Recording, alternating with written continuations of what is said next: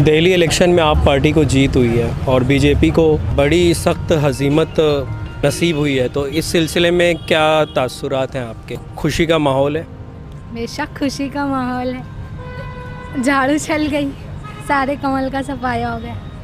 मतलब आवाम बेदार हो रही है, सोई हुई जो कौम थी वो बेदार हो रही है। और मतलब अपनी जैसे कि वो लोग बहुत ज़्यादा गुरूर का सर नीचा हो गया।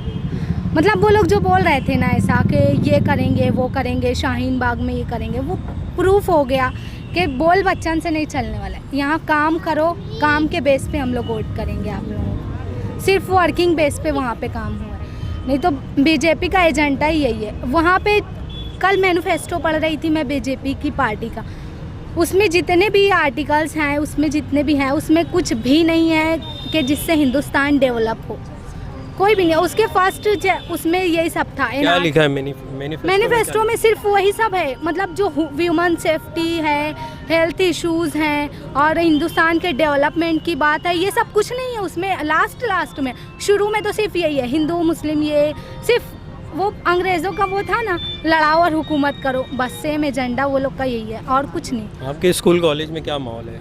स्कूल कॉलेज में एग्ज़ाम नहीं दे पा रहे सही से। मतलब पहले ये होता था कि यार क्या है, थोड़ा सा हेल्प करो, लेकिन वो जो 2-3 मिनट लगता है ना, क्या रे क्या होगा क्या, मतलब अपने तासुरात स्टूडेंट लेते हैं।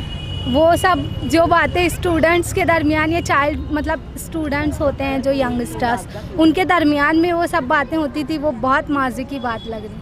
अच्छा, तो बस सिर्फ यही बोल रहे हैं कि ये मोहब्बतों की बातें किसी और दिन करेंगे, अभी रब से खैर मांगो, मेरा देश जल रहा है। आप सभी से जी। और देश को एकदम बर्बाद करके रख दिया है। लाए थे हिंदुस्तान की बका के लिए उनको कि हिंदुस्तान डेवलप करेगा, डेवलप्ड कंट्री बनेगा, बट क्या हो रहा है यहाँ कुछ नहीं समझ। हिंदू मुस्लिम यार क्या है ये? हिंदुस्तान है ये, हिंदुस्तान का कानून क्या है वो तो करो। जब वो लोग कानून की हिफाजत नहीं करेंगे तो फिर कौन करेगा? क्या इतने कितने रिस्पॉन्सिबल बंदे हैं वो, वज़ीर आज़म हैं। बट बताओ एक प्रॉब्लम क्या है हिंदुस्तान की पता है? हमारे हिंदुस्तान की प्रॉब्लम ये है ना कि जिस बंदे को हेल्थ का स्पेलिंग नहीं आता ना, अपने उसको हेल्थ मिनिस्टर बता देते। जिस बंदे ने अपनी किसी पिछली अगली नस्ल में से एक भी बंदा अपनी फ़ौज में नहीं भेजा, वो रक्षा मंत्री होता है। जो स्कूल का मुंह नहीं देखा, वो एजुकेशन मिनिस्टर।